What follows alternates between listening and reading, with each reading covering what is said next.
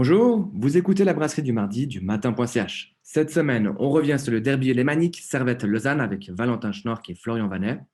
On parle ensuite ski alpin avec notre invité Patrice Morisot et Grégoire Surdet nous rejoint en fin d'émission pour évoquer le renouveau du Genève Servette Hockey Club. Bonne écoute.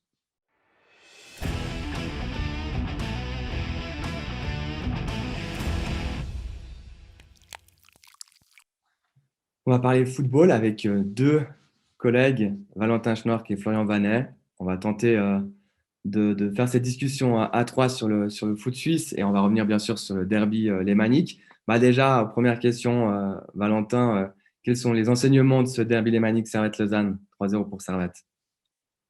Je pense que c'est que Servette a remporté un derby, du moins a enfin battu Lausanne.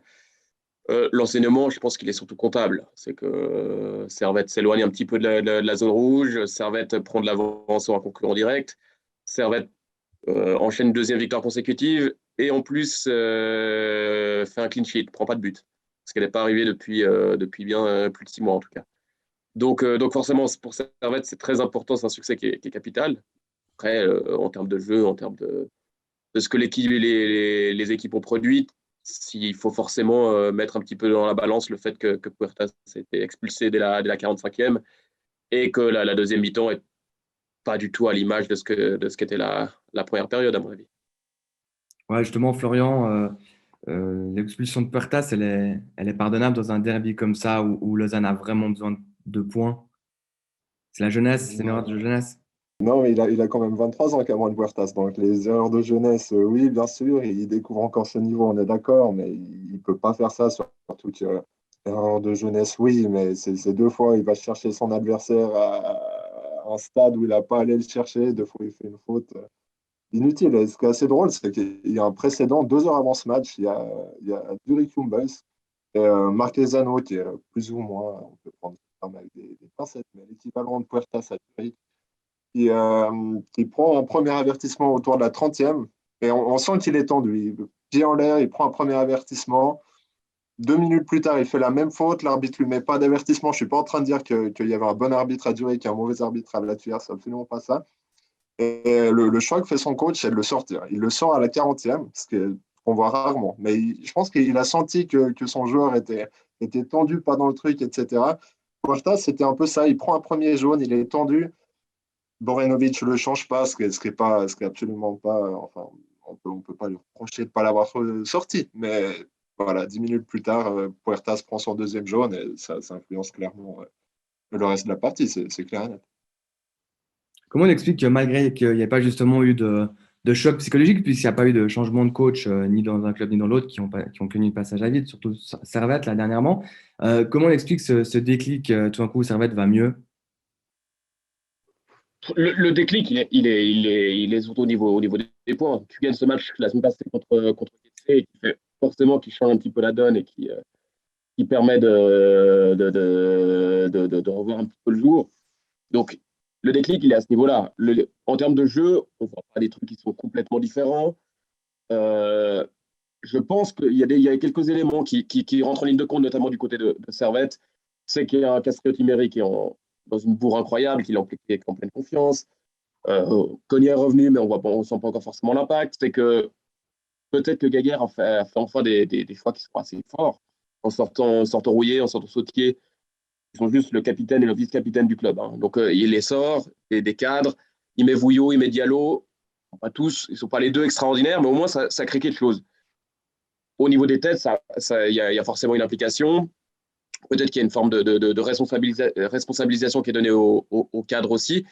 Et ça peut changer la donne. Et puis, quand tu as des matchs qui tournent bien, finalement, tu as le sentiment que tout va mieux, qu'il ne servait à rien de paniquer. Alors, on sait que Servette, des fois, ça ne s'est pas joué sur grand-chose, les sept résultats compliqués consécutifs. Mais le fait d'avoir un jour où ça tourne bien, comme contre Getse la semaine passée, comme cette expulsion contre Lausanne, de Puertas, qui permet de se mettre dans le bon sens en deuxième mi-temps, eh ben, ça permet de voir un petit peu le jour.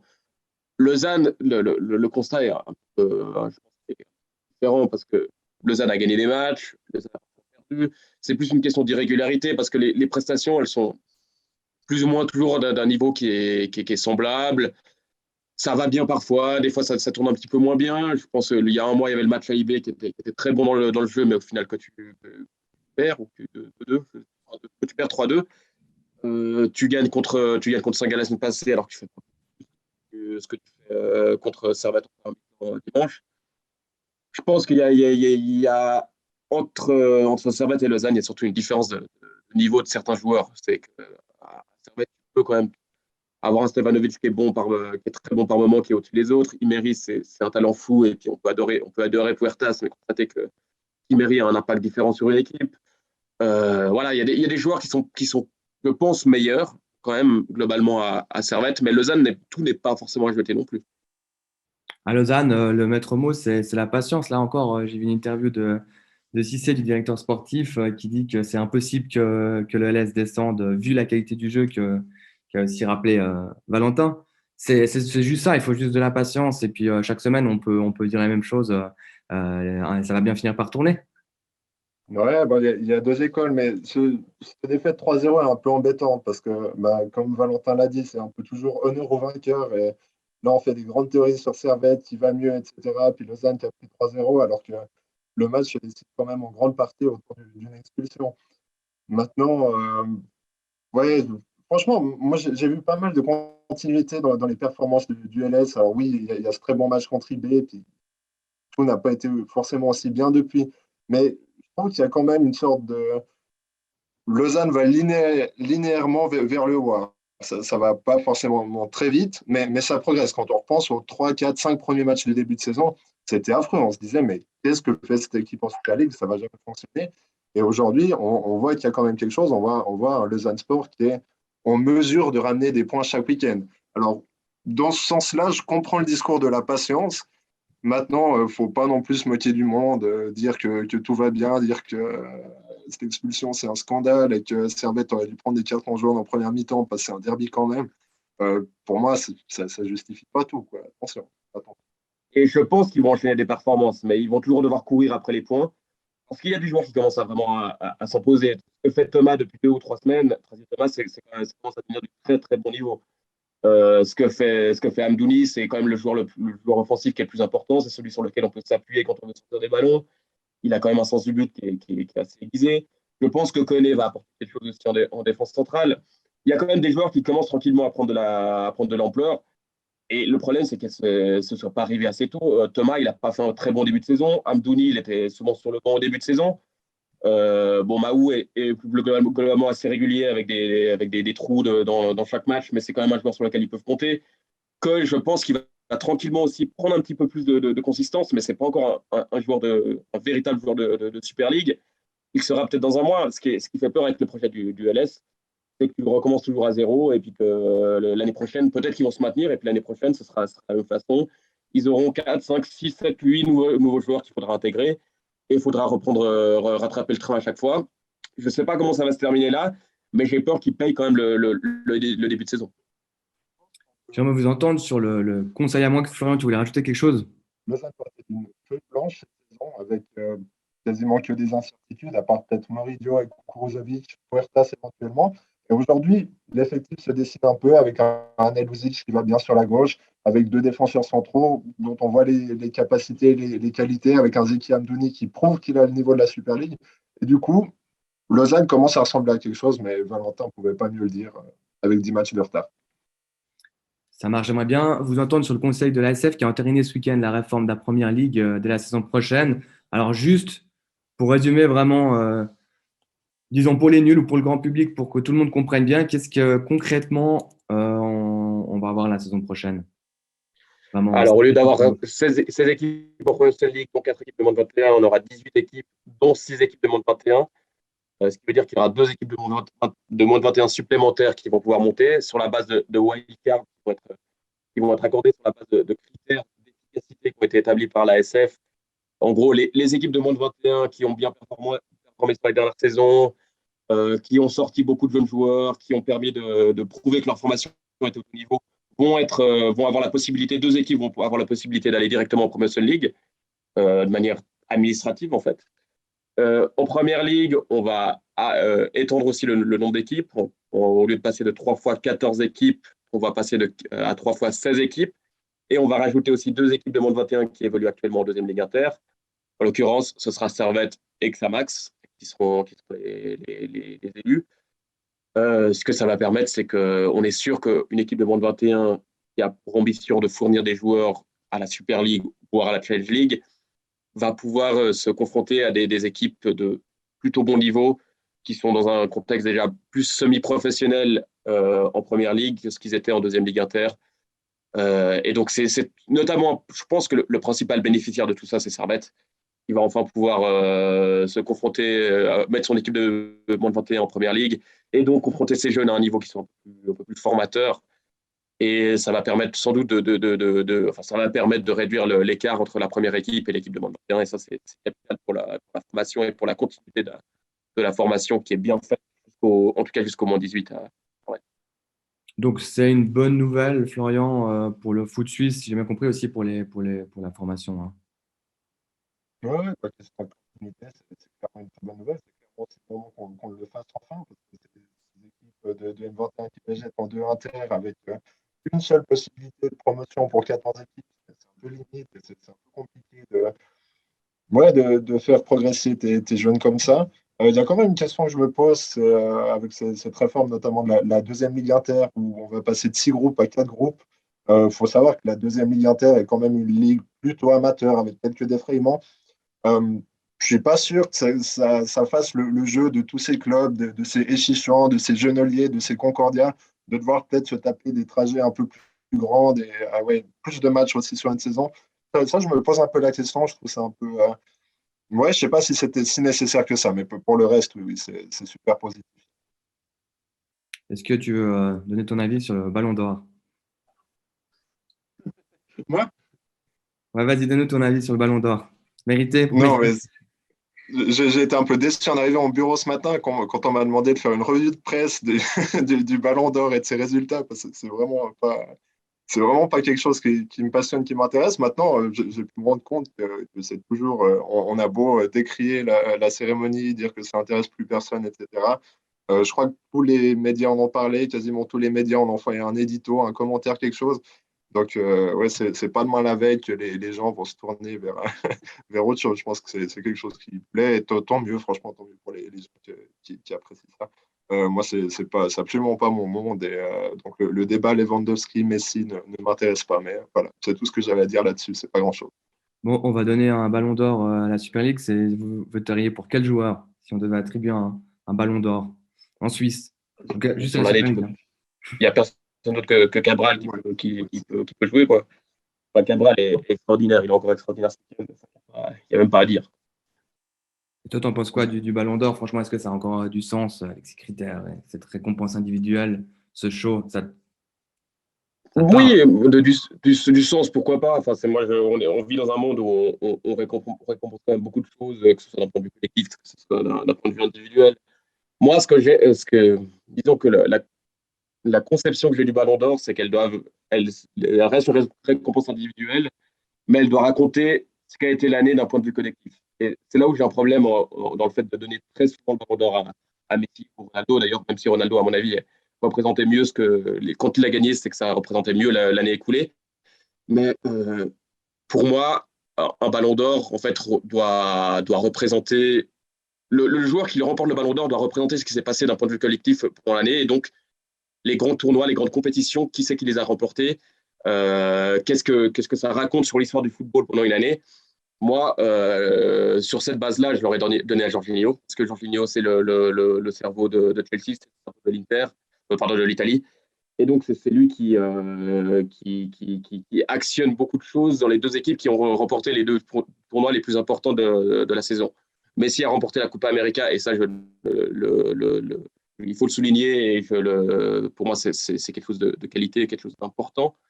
Mais le fait d'avoir gagné aussi la Ligue des Champions pour Jorginho, c'est quand même très révélateur de l'impact qu'il a eu sur l'année dans ces deux équipes. Et donc, c'est pour ça que je suis un peu gêné par le fait de donner tout le temps au même joueur qui est clairement le meilleur joueur d'un point de vue individuel au niveau du football mondial.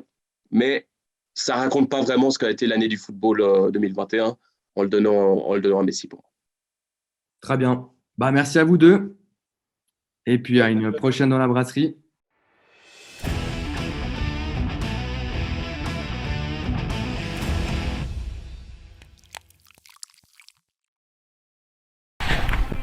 On accueille Patrice Morisot dans la brasserie du mardi. Salut Patrice. Salut, bonjour. On est à Zinal ici pour la Coupe d'Europe. Tu es l'organisateur, directeur du comité d'organisation de ces Coupes d'Europe. Déjà, une première question. J'imagine que tu es satisfait en tant qu'entraîneur de l'équipe de Suisse de ces romans qui sont de retour en descente. On a eu Justin Murisier et puis Yannick Chablot qui ont fait une Coupe du Monde à Lake-Louise. C'est une bonne nouvelle. C'est une très très bonne nouvelle de revoir enfin des romans en Coupe du Monde, mais aussi sur la Coupe d'Europe. On a des jeunes là maintenant qui sont forts et qui arrivent à se classer devant. Donc on a enfin de nouveau une relève romande pour essayer d'aller gratter des places en Coupe du Monde. Le dernier roman en descente, c'était Didier Defago en 2015 au final de Méribel. Pourquoi on a dû attendre aussi longtemps pour avoir de nouveau un roman à ce niveau-là, en Coupe du Monde ? Je pense que c'est que lors des entraînements, on n'a pas mis l'accent. Donc, je l'ai vu en Valais, où on travaille énormément en slalom, un petit peu en géant, ou en slalom en géant, en technique. Et je pense que c'était une mauvaise idée de le faire comme ça. Et maintenant, depuis 3-4 ans, on a justement ces groupes NLZ qui sont les centres de performance. Il y en a trois en Suisse, et puis celui de la Suisse romande à Rbaz. On a des coureurs typés vitesse, on a des torrents, des cuches qui arrivent, et on arrive maintenant enfin de nouveau à les entraîner. Et je crois que le NLZ s'est donné un petit peu les moyens aussi de faire de l'entraînement de vitesse, parce que sur les glaciers c'est pas facile. Déjà c'est pas facile d'avoir les pistes, puisque c'est pratiquement toutes les équipes nationales qui les ont. Et puis maintenant on arrive à avoir d'autres priorités, d'essayer de travailler différemment, de ne plus axer la préparation que sur le géant et le slalom. Et puis ici, tous ces jeunes en Coupe d'Europe, leur but c'est d'être dans les 3 premiers du général de Super G de chaque discipline pour avoir une place fixe en Coupe du Monde. C'est un peu ça que tout le monde vient chercher ici. Oui, c'est exactement ça. Donc la Coupe d'Europe, c'est compliqué. C'est difficile pour les jeunes de faire des bons résultats, mais la seule récompense à la fin de l'année, c'est des places fixes. Donc 1, 2, 3 du général de la discipline pour avoir une place fixe l'année d'après en Coupe du Monde. Pour moi, c'est pas super intéressant, mais c'est pour l'instant la FIS qui donne ses seuls moyens pour arriver à se qualifier pour les Coupes du Monde en passant par la Coupe d'Europe. On a eu Yannick Chablot qui a fait sa première Coupe du Monde, on a Arnaud Boisset et puis Alexis Monet, 2 autres romans qui étaient aussi dans le groupe d'entraînement. Est-ce que tu penses qu'ils vont avoir leur chance encore cet hiver ? Ça va être compliqué. Il y a des retours d'autres skieurs suisses de Coupe du Monde, Urs Krenbühl, Ralf Weber. C'est tout le temps un petit peu la même chose. Tant que les Suisses gagnent en Coupe du Monde ou font des points, en réalité, la règle elle est assez simple. Quand les Suisses qui se classent dans les 30 premiers en Coupe du Monde ont toujours leur place fixe pour la course d'après. Là, il y en a déjà plusieurs qui ne sont pas qualifiés ou qui n'ont pas marqué des points. Et il y aura un tournus, et ça, c'est des jeunes. Arnaud Boisset, il a eu déjà une chance à Wengen, il l'a eu une deuxième fois. Et c'est un gars qui, d'ici cette année ou 2 ans, sera fixe en Coupe du Monde. Ça, j'ai absolument aucun souci. Il y en a un qui a sa place fixée en Coupe du Monde, c'est de descente, c'est Marco Odermatt, 4e à Lake-Louise, à 5 centièmes de Beat Feuz.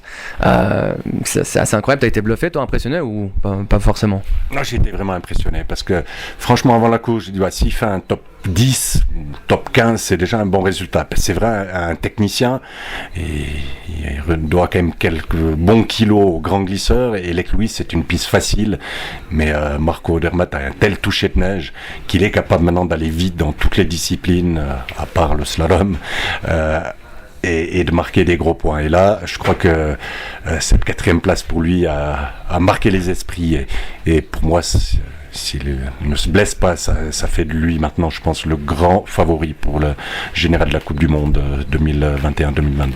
Surtout que c'est pas une piste où forcément on l'attendait, hein. Il y a pas mal de parties de glisse, il faut quand même pas mal d'expérience à Lake-Louise. Non, exactement, mais c'est un coureur qui est tellement talentueux qu'il est capable maintenant d'aller vite dans toutes les disciplines et sur toutes les neiges. Et c'est vraiment spécial parce que il est sur le ski suisse Stöckli, et c'est tout le temps étonnant pour arriver à travailler avec son matériel. Quand on est plus ou moins seul, c'est tout le temps plus compliqué. Puis lui, on a la pression qu'il peut skier avec n'importe quel matériel et qu'il va quand même tout le temps vite. Et tu penses qu'il peut déjà s'imposer cette année en descente?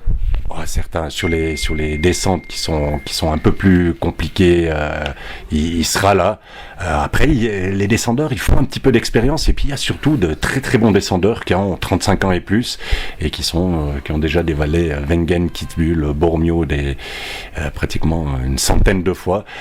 Donc il devra encore faire son expérience, mais par contre, moi ça m'étonnerait pas du tout qu'il gagne une descente cette année. Il a déjà gagné en Super G et en descente, il sera rapidement tout proche des tout meilleurs. Puis ce qu'on a tendance à oublier, c'est que ça fait quelques saisons quand même qu'il est en Coupe du Monde de descente avec des gros dossards, mais il a pu un peu apprivoiser pas mal de pistes. Hein. En tout cas, c'est un jeune qui apprend très vite. Je crois que c'est un talent de malade. Et ces gens-là font tout juste. Et c'est ce qui m'impressionne vraiment chez Marco Odermatt. Tu peux nous parler de cette nouvelle piste de descente à Zermatt, comment tu la trouves? Est-ce que tu as déjà pu un petit peu tâter le terrain? Nous, moi j'ai passé mes 30 dernières années sur ces pistes. L'idée est très très bonne, franchement. Je pense que ça pourrait faire un coup de publicité absolument énorme à Zermatt, au Valais, à la Suisse. Et j'aime bien ce départ en Suisse, cette arrivée en Italie.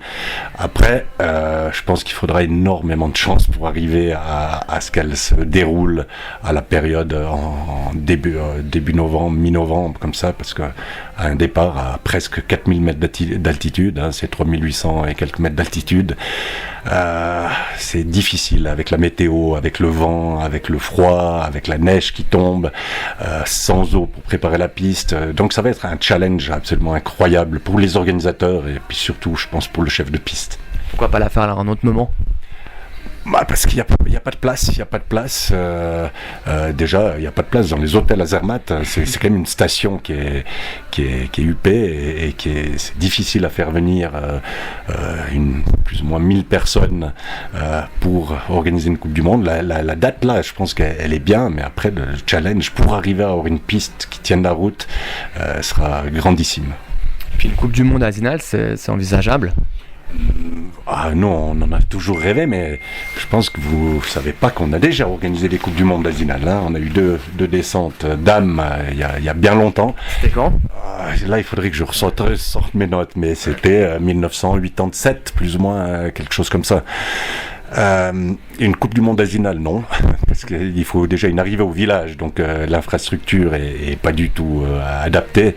On s'occupe vraiment des jeunes. On a une piste qu'on essaye maintenant de vraiment mettre en place pour une fois peut-être être une station de réserve ou de remplacement si une fois il n'y a plus de neige partout, mais à Grimans on a une arrivée qui est possible au village et ça c'est peut-être en tout cas un rêve de notre président d'organisation de pouvoir une fois organiser une Coupe du Monde à Grimans, mais on travaille plutôt sur la relève et sur les courses de gens un petit peu plus jeunes.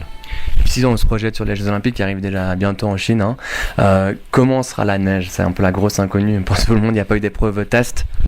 Non, mais voilà, moi j'ai eu la chance d'aller déjà plusieurs fois en Chine. Alors la neige, je peux déjà vous dire qu'elle va être impeccable. Ils ont un seul souci maintenant. Donc ils sont en Chine, il y a moins, dans la région où on va aller, il y a moins de 10 mm de précipitation par hiver. Ça veut dire que de la neige, ils n'en ont pas. Donc ils ont tout fabriqué, ce qui n'est pas très écologique, mais ils ont tiré des conduites pour l'eau, etc. Et il fait toujours, en tout cas, moins 10. Donc la neige, ils en auront à profusion sur la piste. Le seul souci qu'ils ont maintenant, c'est avec le vent, ça leur amène tout le temps du sable ou des cailloux sur la piste. Donc souvent, les pistes sont un petit peu foncées. Et ça, je pense, ça va être un gros challenge. Je les ai vus travailler. Et ils ont mis des palissades pour protéger un petit peu la piste, des filets pour qu'elle reste vraiment propre. Mais je sais que là-bas, préparer une piste pour des Jeux Olympiques, ça sera bien plus facile que d'en préparer une en Europe ou aux États-Unis. Donc ça sera de la neige artificielle uniquement? Exactement, c'est une neige qui est assez agressive, mais qui est très très facile à préparer. Comme il ne neige plus, ils n'ont pas besoin de recompacter la neige. Donc dès qu'ils ont fait une fois de la neige reste, il fait froid.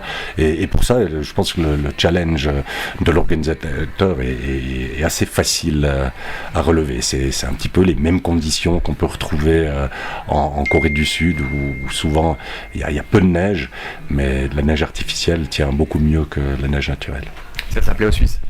Bah, j'espère que ça plaira aux Suisses. Non, mais c'est vrai que ça va être très intéressant de voir des courses là-bas. C'est Didier Desfago qui a été dessiné la piste. La piste est très, très compliquée, hein. C'est une piste qu'on compare un petit peu à Kitzbühel, Wengen. Donc, c'est un mélange un petit peu de tout. Donc, la piste va être super intéressante. Il n'y aura pas de champion olympique au rabais.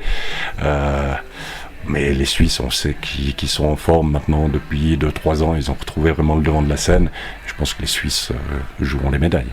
Très bien, merci beaucoup Patrice. Merci.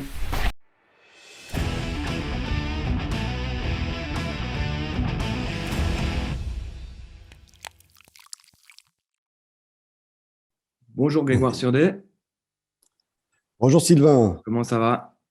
ça va bien? Et toi? Bien, bien, merci. On va parler de hockey sur glace et de Genève Servette Oui. avec toi. Genève Servette qui va mieux. Comment t'expliques ce renouveau? Alors écoute, Le choc on va psychologique? l'expliquer.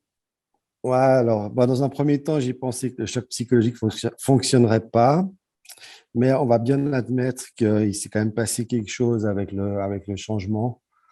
Il s'est passé deux choses. Alors moi, la première, c'est que effectivement, je pense que les joueurs, à force de perdre, ils avaient vraiment envie d'entendre autre chose un petit peu, je pense, dans le vestiaire, une autre voix, comme l'a dit Tom Ernest chez un confrère. Des fois, il suffit juste voilà, d'entendre un discours un petit peu différent pour amener justement ce petit plus qui faisait défaut à Genève pendant un long moment. Puis, le deuxième paramètre, mais qui est sans doute le plus important à mes yeux, c'est quand même le rééquilibrage de l'équipe avec des retours majeurs, notamment celui de Tanner Richard et de Noah Rod aussi.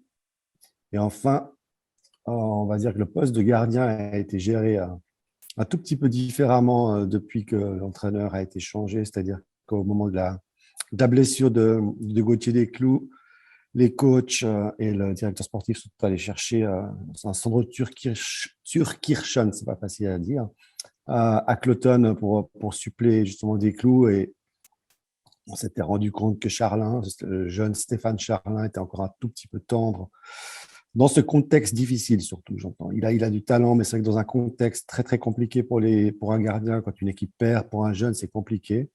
Et effectivement, il a pas été terrible. Donc, le fait d'amener cette solution sur Kirchen, ça a permis à Yann Cadieux de faire des débuts tout à fait convaincants à la tête de Genève Servette. Voilà. On peut avoir un petit regret pour Patémon qui n'a pas bénéficié de ses retours voilà, de joueurs majeurs et puis d'une solution assez valable pour le gardien. Ouais, tu parles d'un nouveau discours hein, donc, que tu as assez évoqué, mais en même temps, Yann Cadieux, il était quand même, il sort pas de nulle part, hein, il était quand même déjà dans l'environnement, donc est-ce que le discours il est vraiment différent? Écoute, je pense que oui, je pense qu'il y a quand même. On sait qu'un coach, quand il est adjoint, quand il est coach principal, c'est plus du tout le même rapport aux joueurs. Il est obligé de changer. Il était très proche des joueurs, de certains joueurs en particulier, je pense. Et effectivement, maintenant, il va quand même, voilà, déjà par son âge, il est plus jeune, il a une vision très technique du hockey aussi, hein. C'est un fou de hockey, il travaille énormément. Je crois qu'il a énormément travaillé déjà un petit peu en amont au cas où on lui donnerait l'équipe, quoi, parce que ça faisait quand même un petit moment qu'on sentait qu'il allait se passer quelque chose à Genève. Et voilà, donc il est arrivé bien préparé. Et franchement, pour l'instant, il fait des bons débuts, il a fait des bons choix, il a fait des choix forts. Il a laissé Daniel Winnick pendant 2 matchs en tribune pour renforcer la défense, pour justement repartir sur des bases solides. Et puis, ça fait 3 matchs, 3 fois des points. Voilà, et pour l'instant, il n'a pas connu la défaite dans le temps réglementaire, donc c'est très positif. Ça, c'était un peu le problème de Patémon, justement, il n'y avait pas assez de changements de roulement, hein, c'est ça Oui, dans l'équipe. Il se basait trop sur certains alors joueurs, mais en même temps, il n'avait pas tous les outils, tu l'as dit aussi. voilà. Donc, lui-même nous l'a dit aussi dans une interview. Voilà, il aurait rêvé d'avoir sa caisse à outils pleine, comme il disait. Et ça, Mhm. c'est jamais arrivé. Mais en même temps, voilà, il peut aussi prendre sa part de responsabilité. C'est clair qu'il y a eu des surutilisations de joueurs. Mais voilà, et puis Yann Cadieux, lui, il peut un petit peu mieux répartir le temps de jeu. Donc, on a un petit peu moins d'usure souvent en fin de match dans les moments clés, dans les moments importants, les prolongations, les séances de tir au but. Mais Ouais, Yann Cadieux, il a apporté, je pense, juste une autre voix, un autre visage dans le vestiaire. Enfin, c'est pas qu'il n'était pas là avant, mais voilà, là, je pense qu'il y avait quelque chose qui passait plus avec Patemon. Les joueurs s'en sont longtemps défendus dans les interviews qu'on a pu avoir avec eux. Et puis, voilà, souvent on se rend compte que le joueur de hockey n'est pas toujours en position de dire exactement le fond de sa pensée. Donc, on va leur laisser le bénéfice du doute. Moi, je n'ai pas l'impression qu'ils ont tous joué à fond le jeu pour soutenir leur coach, quoi.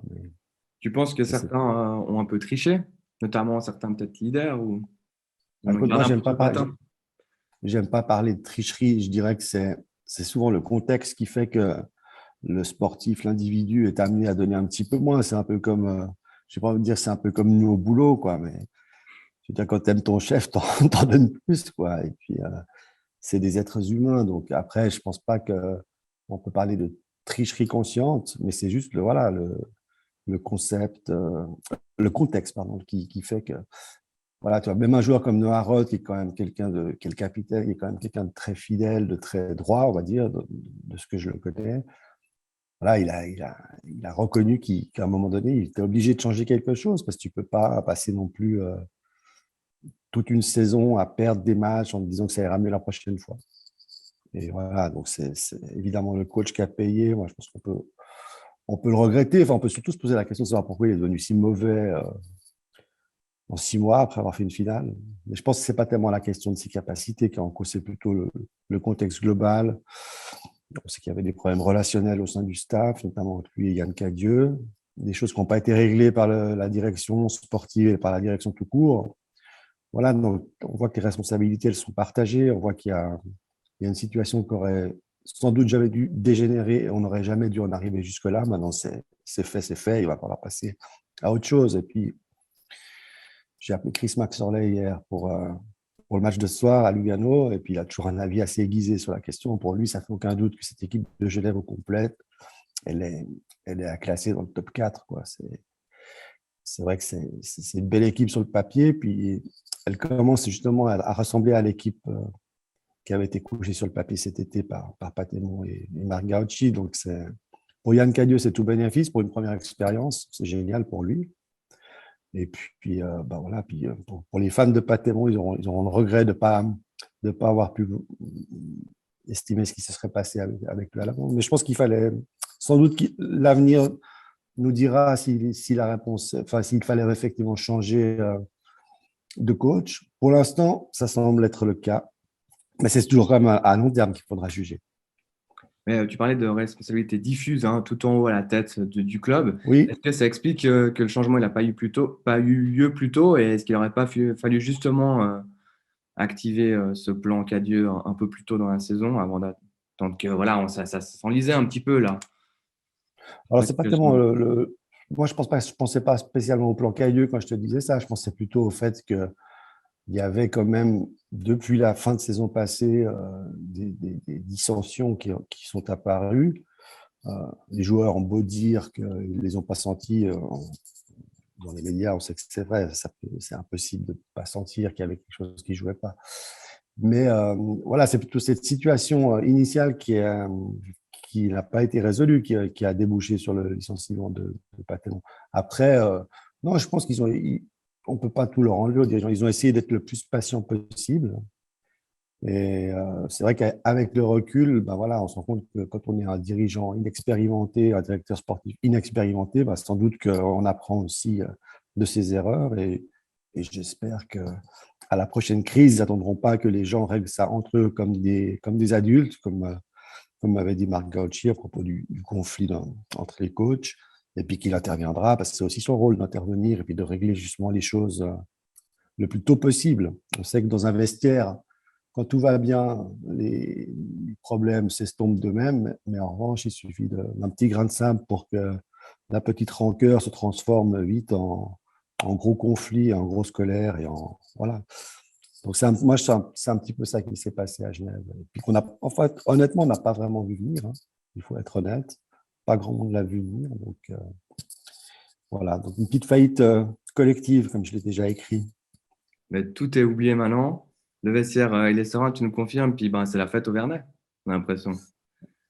Ouais, moi, c'est presque quelque chose qui me dérange un tout petit peu, je dois dire. Ouais. Franchement, Les je montagnes suis russes. peut-être un petit, oui, je suis peut-être un tout petit peu, on va dire, on pourrait dire le vieux jeu, un peu nostalgique. Et puis j'aime bien l'honnêteté. Je trouve un petit peu fort de passer voilà, les mecs sont des zéros et puis trois matchs plus tard, ils sont rappelés par le public 20 minutes après le coup de sifflet final, comme s'ils avaient gagné le titre.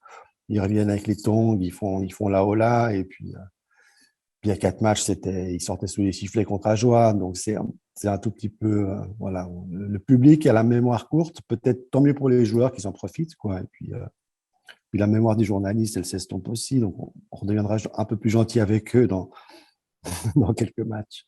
Non, mais voilà, c'est des humains, hein. Je veux dire, moi, je les respecte en tant que personne. Et puis, il faut leur souhaiter ils ont bien souffert quand même depuis le début de la saison. Il faut leur souhaiter de faire une bonne fin de saison.